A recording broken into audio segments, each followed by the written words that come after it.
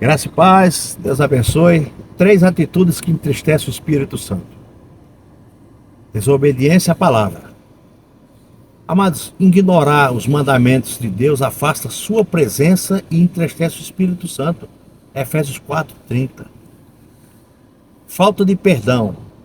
Guardar rancor ou se recusar a perdoar impede a ação do Espírito Santo, tá? Porque alimenta a divisão. Mateus capítulo 6, versículos 14 e 15. Que é pecados repetidos sem arrependimento. Persistir no erro sem buscar mudança demonstra desprezo pela santidade de Deus. Hebreus capítulo 10, versículo 26. Deus abençoe, compartilhe.